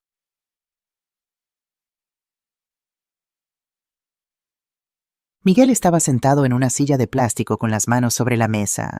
Se veía terrible, peor que nunca, como si no hubiera dormido en días. Cuando entré con Javier levantó la mirada y vi que había estado llorando. Mamá, su voz se quebró en esa única palabra. Me senté frente a él. Javier se quedó de pie detrás de mí, una presencia silenciosa pero protectora. Hola, Miguel. Nos miramos por un largo momento. El silencio era tan denso que casi podía tocarse. Gracias por venir, dijo finalmente. No pensé que querrías verme. Casi no quise admitir. Pero el inspector dice que has estado cooperando. He contado todo, absolutamente todo. Sobre Rodrigo, sobre Julián, sobre cómo empezaron las apuestas, cómo me endeudé todo. ¿Por qué Miguel me miró con ojos rojos? Porque es lo mínimo que puedo hacer. Porque durante meses he sido un cobarde. Mentí, robé. Intenté destruir a la persona que más me ama en este mundo. Y porque tú tenías razón. ¿Sobre qué? Sobre que necesito enfrentar las consecuencias. Sobre que las disculpas no son suficientes. Sobre todo, asentí lentamente. ¿Y ahora qué, Miguel? ¿Qué pasa contigo? El inspector dice que si sigo cooperando, si testifico en el juicio, probablemente solo tendré servicio comunitario y terapia obligatoria. No iré a prisión por las apuestas ilegales. Y por intentar robarme mi casa, Miguel bajó la mirada. Eso depende de ti. El abogado de la fiscalía dice que tú puedes presentar cargos o no, que es tu decisión. Y si presento cargos, ¿cuánto tiempo? 3 a 5 años. El número flotó entre nosotros como un fantasma. ¿Qué quieres que haga, mamá?, preguntó con voz rota. ¿Quieres que vaya a prisión? ¿Es eso lo que necesitas para perdonarme? La pregunta me golpeó, porque la verdad era complicada. No sé si quiero que vayas a prisión, dije lentamente. Pero tampoco sé si puedo perdonarte. Todavía no, lo entiendo. ¿Entiendes? Mi voz se elevó. ¿Realmente entiendes lo que me hiciste? No solo intentaste robarme mi casa, no solo falsificaste mi firma, me hiciste sentir invisible, inútil, como si mi edad me hubiera convertido en algo que se puede descartar. Nunca quise, pero lo hiciste, lo interrumpí. Y Miguel, eso duele más que cualquier robo, porque me robaste algo mucho más valioso que dinero o propiedades. Me robaste mi dignidad como madre, mi fe en que te había criado bien. Miguel sollozaba ahora con las manos cubriéndose el rostro. Lo siento mucho, lo siento tanto, lo sé. Pero Miguel, tus disculpas no cambian lo que pasó, no borran el daño. Entonces, ¿qué puedo hacer? Me miró con desesperación. Dime, lo que sea, haré lo que sea para arreglarlo. Me recosté en mi silla sintiendo el peso de la decisión que tenía que tomar. Quiero que vayas a terapia, seria, no solo porque el juez lo ordene, sino porque realmente necesitas ayuda. Lo haré. Quiero que consigas un trabajo honesto. No importa si es lavar platos o barrer calles. Un trabajo honesto. Lo haré. Quiero que le pagues cada centavo a Isabel que ella te prestó, y a sus padres. Cada centavo. Puede tomar años, pero lo haré. Y quiero... Mi voz se quebró. Quiero que te conviertas en el hombre que yo creía que eras. El hombre que tu padre habría querido que fueras. Miguel asintió llorando. Haré todo eso, te lo prometo. Las promesas son fáciles, Miguel. Lo difícil es cumplirlas día tras día, mes tras mes, año tras año. Lo sé, pero lo intentaré. Te juro que lo intentaré. Miré a Javier. Él asintió sutilmente. No presentaré cargos, dije finalmente. No esta vez. Pero el acuerdo que firmaste sigue vigente. Un paso en falso, una sola mentira más, y toda la evidencia va directamente a la fiscalía. ¿Entiendes? Sí.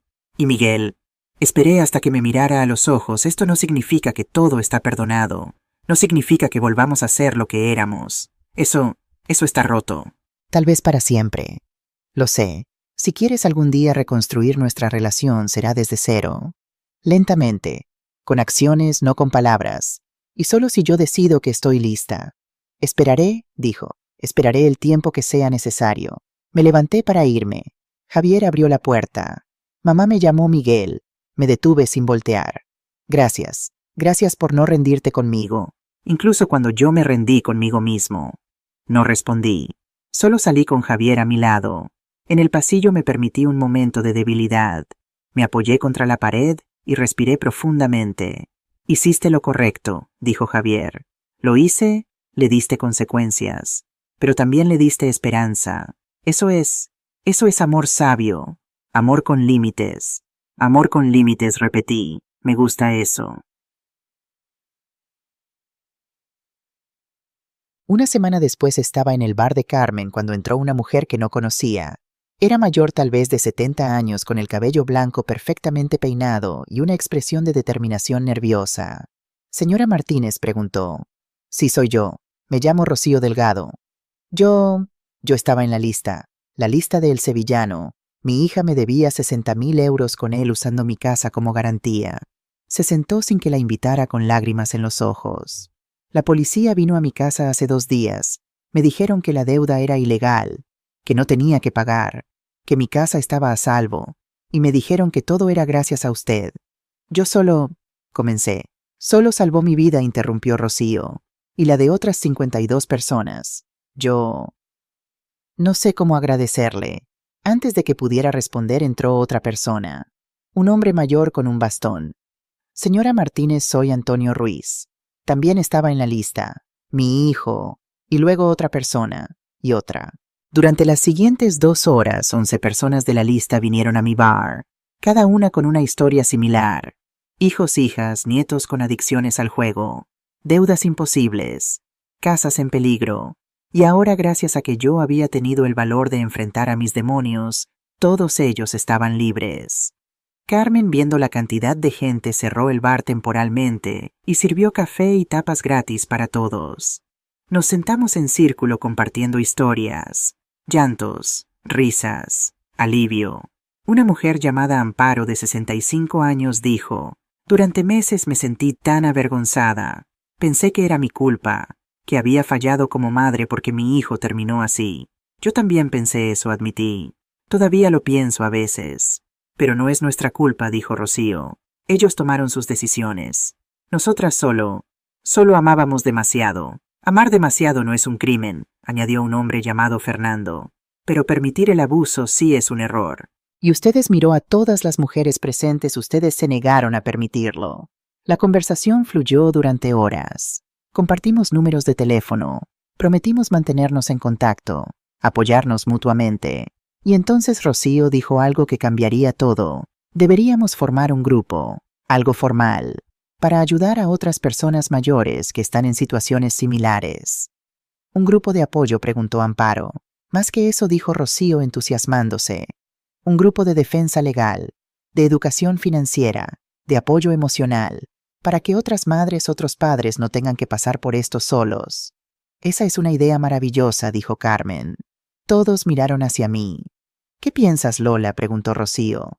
Tú empezaste esto. Tú nos mostraste que podíamos luchar. Pensé en las semanas que había pasado, en el dolor, en el miedo, en la soledad. Y pensé en todas las personas que aún estaban sufriendo en silencio. Creo que es exactamente lo que necesitamos hacer, dije. Pero no puedo liderarlo sola. No tienes que hacerlo.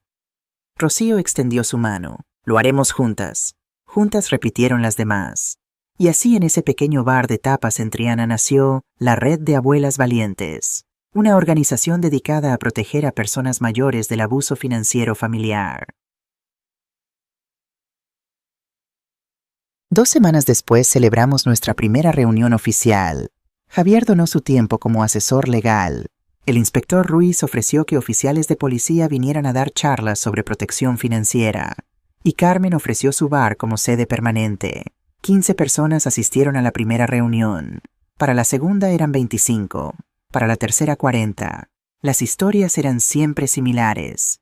Hijos adultos con problemas de dinero, adicciones, manipulación emocional, padres mayores que amaban tanto que no sabían cuándo decir no, pero ahora tenían un lugar donde ir, un lugar donde no eran juzgados, donde eran escuchados, donde podían encontrar ayuda práctica y legal. Rocío resultó ser una organizadora natural. Creó un sistema de mentoras donde aquellas de nosotras que ya habíamos pasado por el proceso podíamos guiar a las nuevas. Amparo, que había sido contadora antes de jubilarse, empezó a dar talleres de alfabetización financiera. Y yo me convertí en la cara pública del grupo, la que daba entrevistas, la que contaba la historia, la que mostraba que sí era posible luchar y ganar. «Hey, señora Martínez, su historia se ha vuelto viral en toda España», dijo la presentadora, una mujer joven llamada Laura Campos. ¿Qué le diría a otras personas mayores que están experimentando abuso financiero por parte de sus familias? Estaba sentada en un estudio de televisión con luces brillantes y cámaras apuntándome. 3 meses atrás la idea me habría aterrado, pero ahora con todo lo que había vivido esto parecía fácil. Les diría que el amor no significa ser un felpudo, respondí con calma, que poner límites no es crueldad, es supervivencia, y que nunca es demasiado tarde para recuperar tu vida. Pero son sus hijos, insistió Laura. ¿Cómo se corta esa relación? No se trata de cortar la relación, expliqué. Se trata de cambiar los términos, de decir te amo pero no voy a permitir que me destruyas. Te amo pero mi amor tiene límites. Te amo pero me amo a mí misma más. Eso es poderoso. Es necesario, corregí. Durante generaciones nos enseñaron que las madres se sacrifican infinitamente, que nuestro valor está en cuánto podemos dar, pero nadie nos enseñó que también tenemos derecho a recibir, a ser respetadas, a decir no. ¿Y su hijo? ¿Cómo está su relación ahora? Era la pregunta que sabía que vendría. Mi hijo está en terapia intensiva, está trabajando, está pagando sus deudas y está respetando los límites que puse. Hemos hablado 3 veces desde enero. Conversaciones cortas, superficiales, pero honestas. ¿Cree que algún día perdonará? No lo sé, admití. Y eso está bien. El perdón no es algo que se puede forzar. Viene cuando viene, o no viene. Pero mi felicidad, mi paz ya no dependen de si perdono o no. Dependen de que me protegí, de que me defendí, de que sobreviví. Cuando la entrevista terminó y salí del estudio, encontré a Carmen esperándome con una sonrisa enorme. Estuviste perfecta. Estaba aterrada. No se notó. Te viste como una guerrera. Sonreí. Una guerrera de 68 años. La mejor clase de guerrera.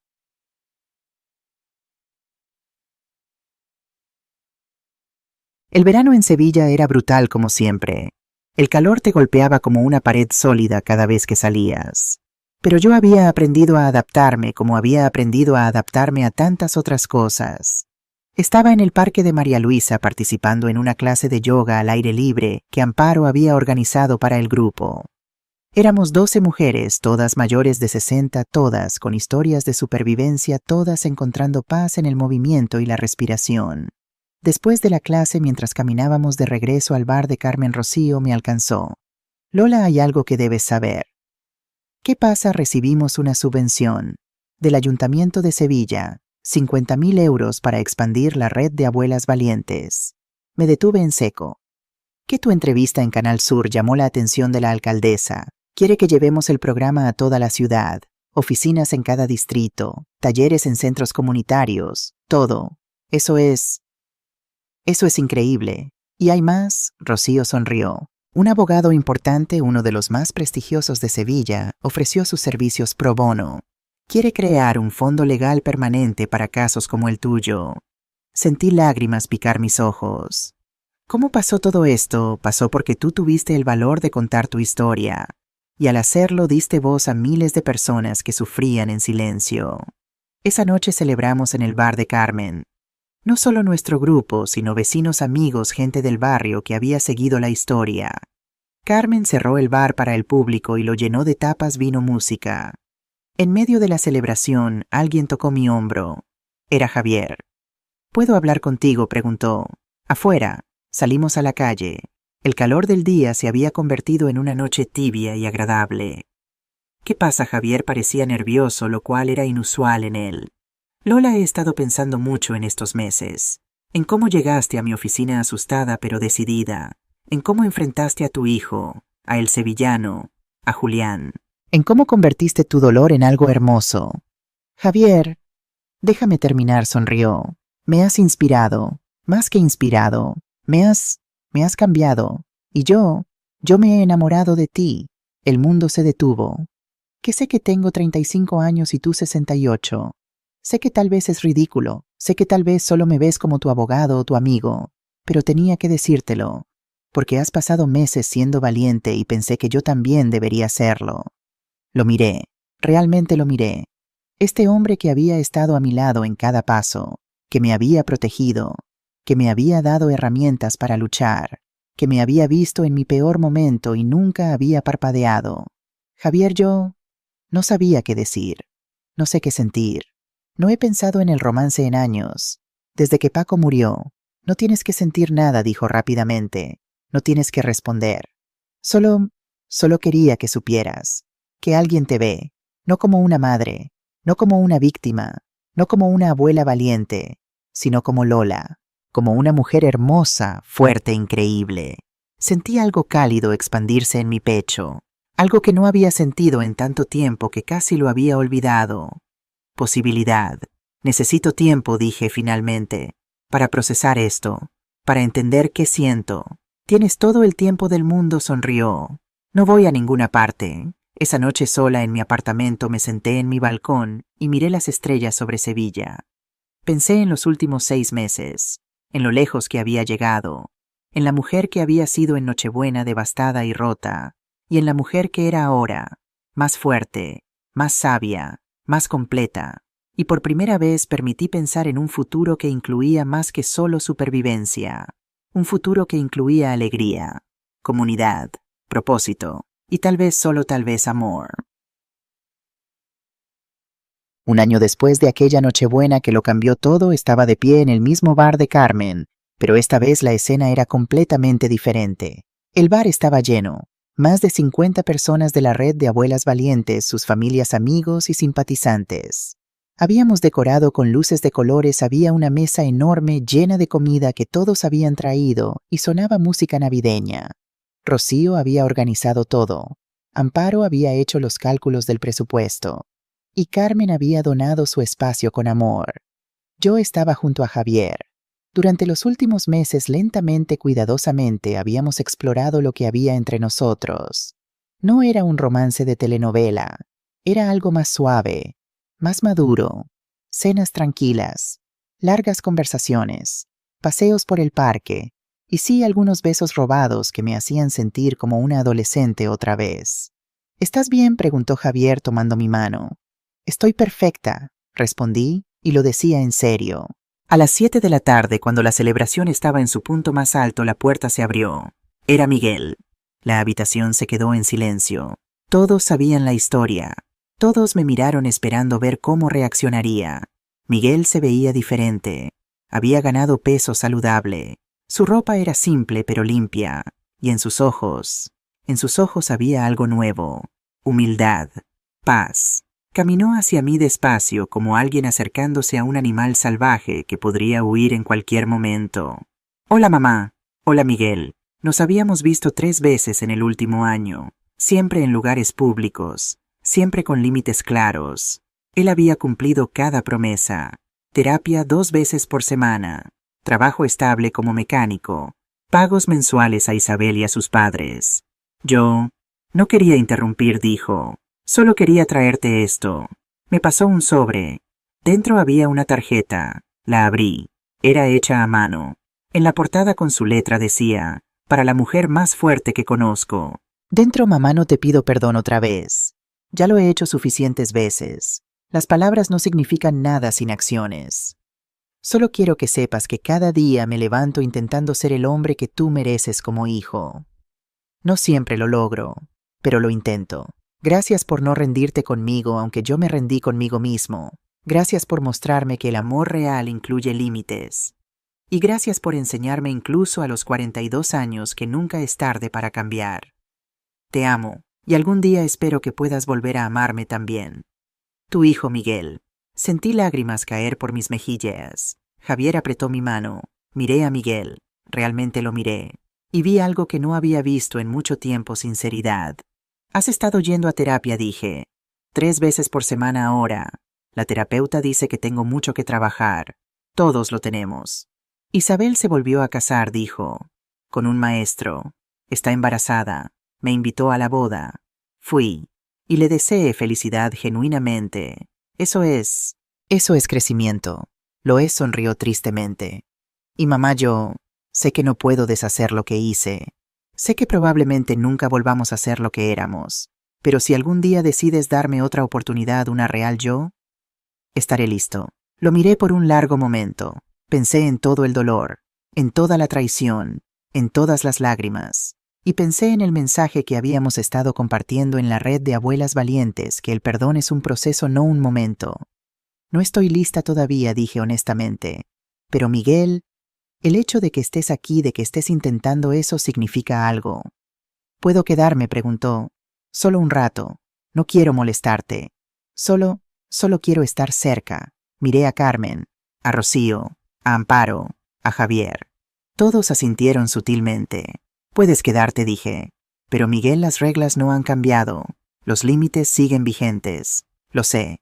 Los respetaré. Se sentó en una mesa del fondo tranquilo observando. No intentó acercarse más. No forzó conversación. Solo estuvo presente. Y algo en mi corazón, algo que había estado congelado, se ablandó 1 milímetro. No era perdón. Todavía no. Pero era un comienzo.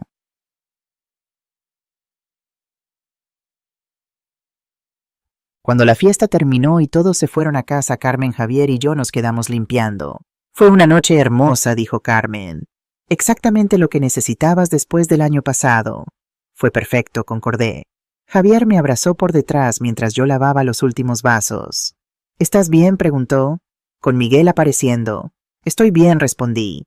Sorprendida, pero bien. Ya veremos qué pasa. Esa es mi Lola. Sabia, cautelosa, pero abierta a la posibilidad.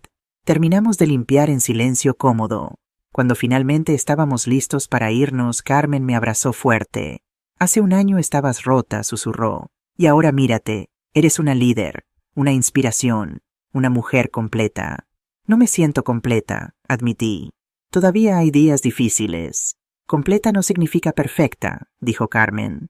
Significa aceptar todas tus partes, las rotas y las fuertes, las cicatrices y las victorias.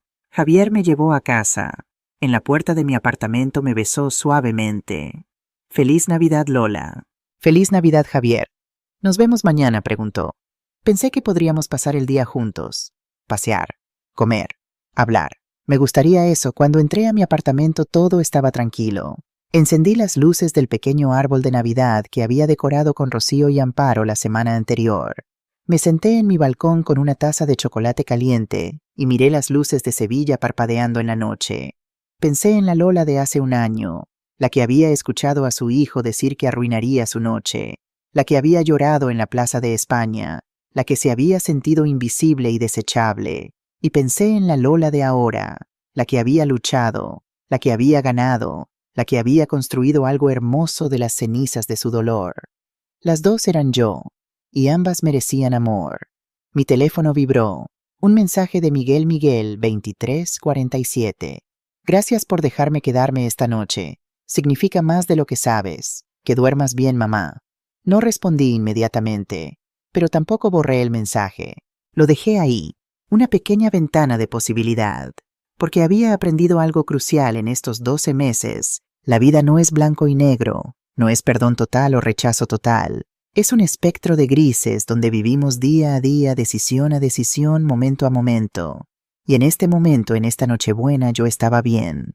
No perfecta, no completamente sanada, pero bien, y eso era suficiente.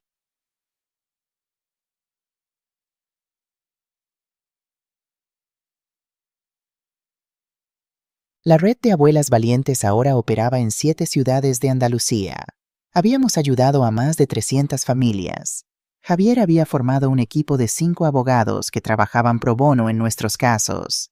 Yo había escrito un libro, Amor con Límites, la historia de una madre que se negó a ser víctima. Se había convertido en bestseller en España. El dinero de las ventas iba directamente a financiar la red. Miguel y yo nos veíamos una vez al mes. siempre en lugares públicos, siempre con límites. Pero las conversaciones eran más fáciles ahora, más honestas. Él compartía sobre su terapia, yo compartía sobre mi trabajo, y lentamente, muy lentamente, algo parecido a una nueva relación empezaba a formarse. No era la relación madre-hijo que habíamos tenido antes. Esa estaba muerta.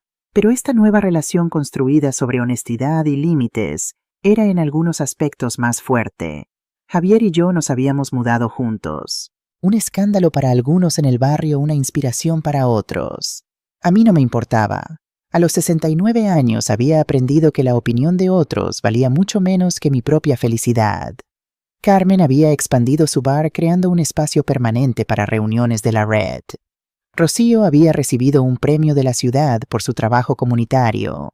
Amparo había publicado un libro de finanzas para personas mayores. Y todas nosotras, cada una de las mujeres que había pasado por las puertas de la red, llevábamos nuestras cicatrices con orgullo. No como marcas de vergüenza, sino como evidencia de batalla, de supervivencia, de victoria. En entrevistas la gente siempre me preguntaba, ¿se arrepiente de algo? ¿Haría algo diferente? Y mi respuesta era siempre la misma. Me arrepiento de no haberme valorado antes, de no haber puesto límites antes, de haber confundido amor con sacrificio ilimitado. Pero los eventos de esa Nochebuena, el dolor, la traición, no. Porque todo eso me llevó a esto, a esta vida, a esta versión de mí que es más fuerte, más sabia, más completa. El dolor nos rompe, eso es inevitable, pero lo que hacemos con esos pedazos rotos, eso es lo que define quiénes somos. Podemos quedarnos rotos, o podemos reconstruirnos en algo nuevo, algo tal vez no perfecto, pero auténtico, y a veces lo auténtico es más hermoso que lo perfecto. Si estás escuchando esto y te encuentras en una situación similar, quiero que sepas algo. No estás sola, tu edad no te hace débil, te hace sabia. Poner límites no te hace mala madre, te hace madre sabia, y nunca es demasiado tarde para recuperar tu vida. El amor real, el amor sano incluye respeto, incluye reciprocidad, incluye límites. Y si alguien en tu vida, incluso tu propio hijo, no puede darte esas cosas, entonces tienes el derecho absoluto de protegerte. No es egoísmo, es supervivencia. Y del otro lado de esa supervivencia te espera una vida que tal vez nunca imaginaste. Una vida donde tu valor no depende de cuánto puedes dar, sino de quién eres. Yo soy Lola Martínez. Tengo 69 años. Y esta es mi historia. Una historia de traición y victoria, de dolor y renacimiento, de pérdida y redescubrimiento. Y si yo pude hacerlo, tú también puedes. Nunca es demasiado tarde para brillar. Fin Hong.